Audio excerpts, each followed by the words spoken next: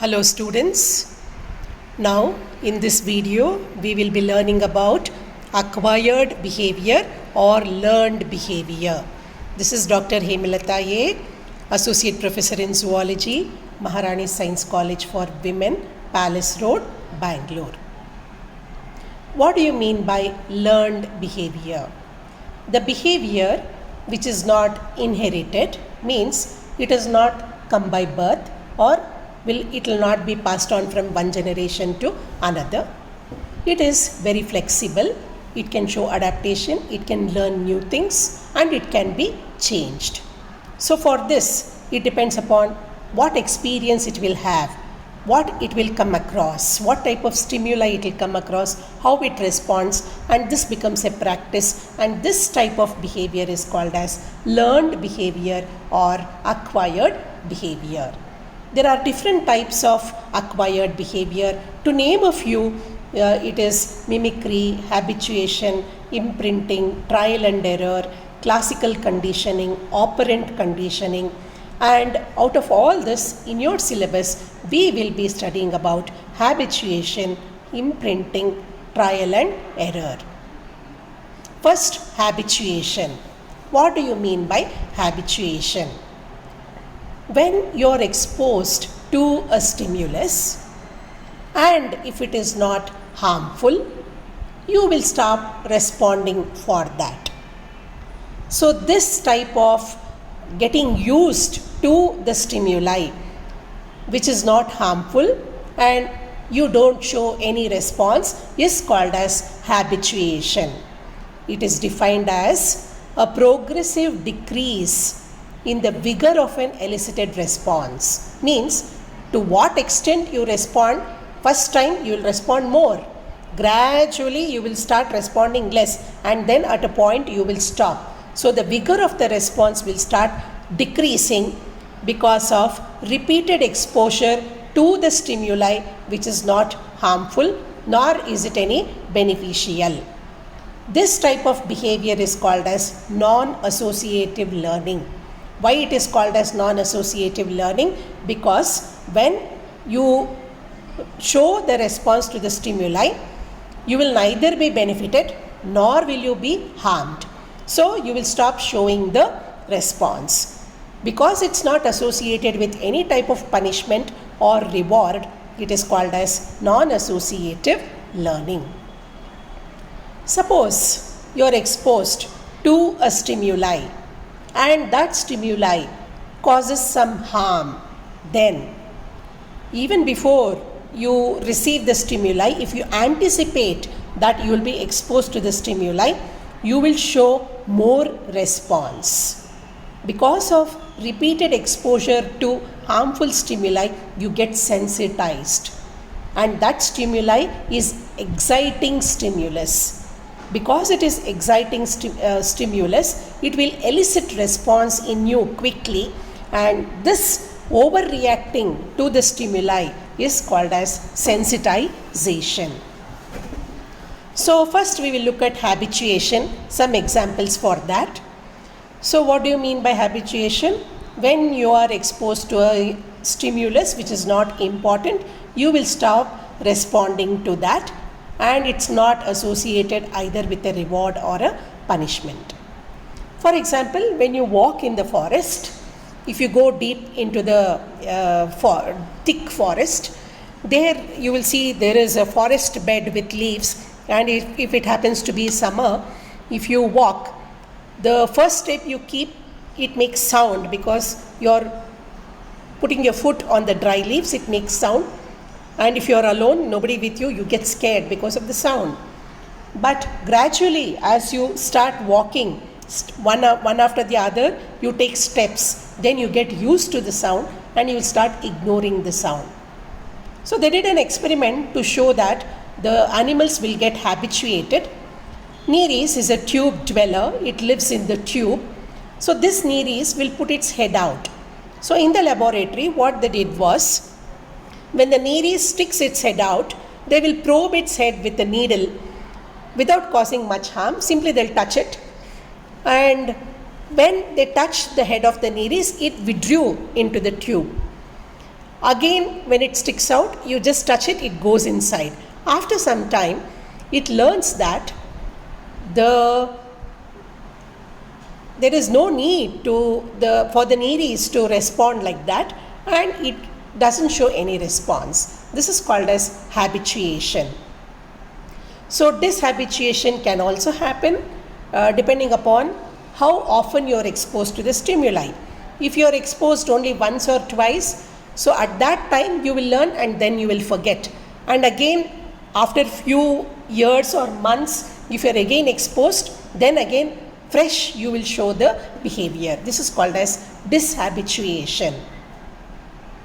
So here you can see hydra, which is a coelenterate. So here also they did the experiment. So when they tried to touch the hydra, it jerked. So after repeating the stimuli, it stopped responding. But if you give a stimulus which is a novel stimulus, means which is beneficial, then it shows increased responsiveness. So the stimuli will increase the responsiveness if there is a novel stimuli which is beneficial.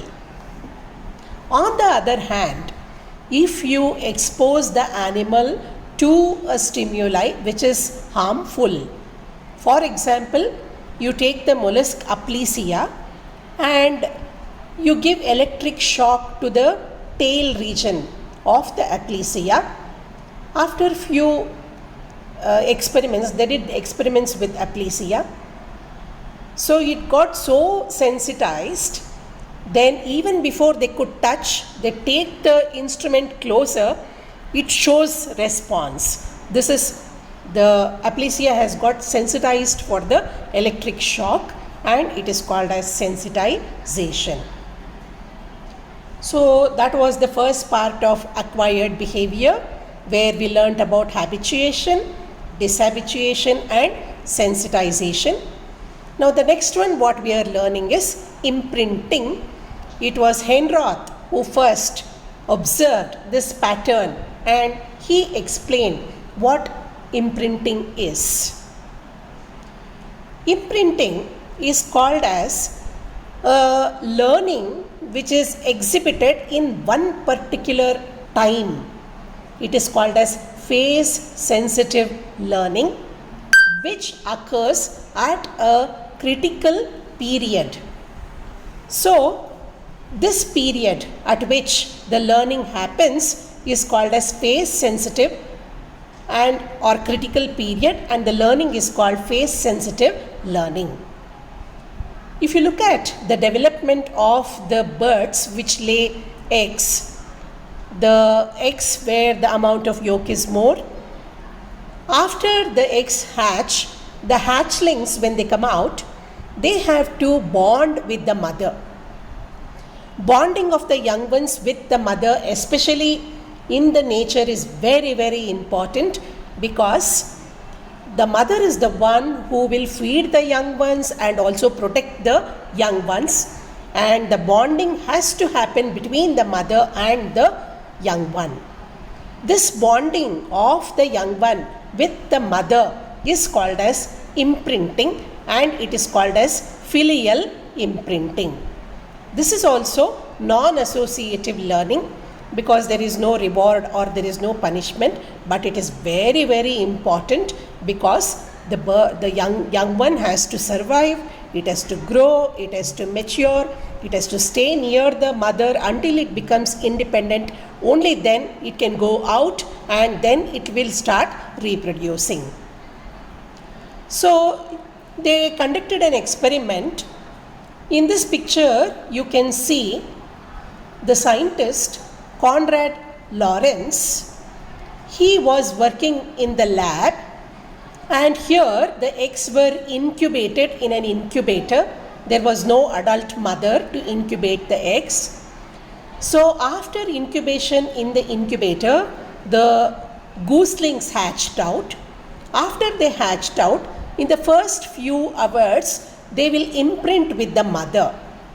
But here in the lab, they could not find the mother.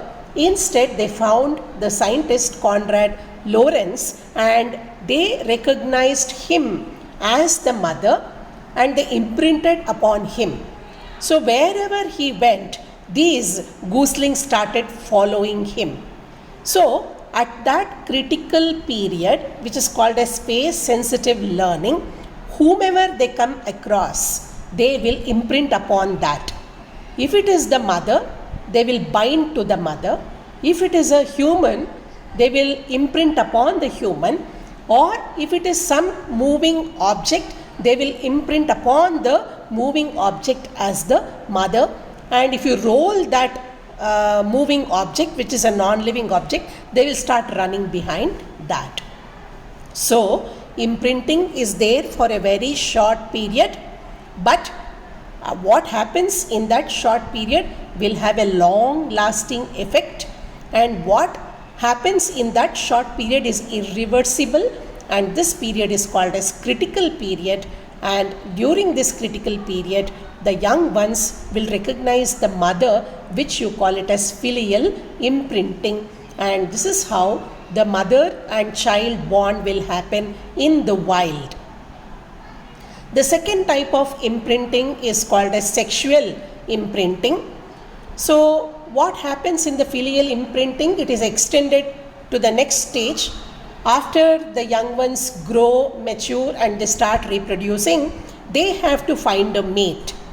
Now, they have to find a mate which belongs to its own species. Finding the mate is species specific. It has to recognize its own kind, and mating has to happen to produce fertile young ones. So, this identification of its own species for the purpose of mating is called as sexual imprinting, which again happens during the developmental stage of the young one. So, bonding between the mother and the child is called as filial imprinting. Identification of its own members of the species for the purpose of mating is called as sexual imprinting. So with this, we shall move on to the next type of learning behavior, what we are supposed to know. It is called as trial and error method of learning. This is a part of operant conditioning. Here, it takes place in animals where they are exposed to practice, means they have conducted experiments in this to show that animals do learn by trial and error method. If you look at when you do something new, you don't know what to do, but you do something trial basis. Sometimes it may work, sometimes it may not work, but you do learn something. It is called as trial and error method of learning. So here what they did was, experiments were conducted to show that animals have the ability to learn by trial and error method. So when the experiments were conducted, they either gave a reward or they gave a punishment. So it is operant conditioning, because you are conditioning the animal by giving a reward or a punishment. And also in wild, if you see, you do some things. When you do something, you may get benefited, or you may be not benefited. You may face some difficult situations. So this is trial and error way of learning. So a learning in which an animal receives a reward for making a particular response, or it will get a punishment for making a particular response. We will see some experiments to understand the trial and error method of learning. Skinner conducted an experiment wherein he worked with pigeons, and there was a box. In the box there was a lever, and when the pigeon was let inside the box, and if the pigeon pressed the lever, then the door of the box opens and it will get food grains. So when the pigeon was let in the box, it did not know what to do. It was simply going all around the box. At one point of time, accidentally, it pressed the lever. When it pressed the lever, it got food grains. But next time when they left also, it did not associate the lever with the food. After repeatedly exposing pigeon to the box and the lever, and when it pressed the lever, it got the food. After repeatedly exposing the pigeon to such a condition, at one fine day, it understood that if it presses the lever, it gets food. So, the moment it was let in the cage without thinking or without even wasting time, it just went and pressed the lever. So, it has understood that by pressing the lever, it will get food. So, this was an experiment to conducted to show that the animals learn by trial and error method. Another experiment was conducted. This is called as T-maze experiment, which was done with the rats. So in the laboratory, they had this maze like the letter T, where it had a horizontal and a vertical arm.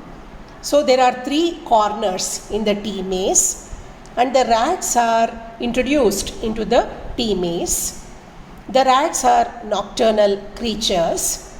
So in some experiments, what they also do is they use light. So when the rat was introduced, in the vertical arm of the T, there was a high voltage bulb. Then in the horizontal arm, they partitioned that.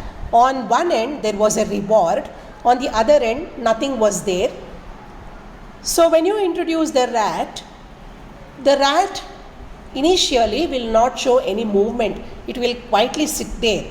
It is confused because it's a new environment.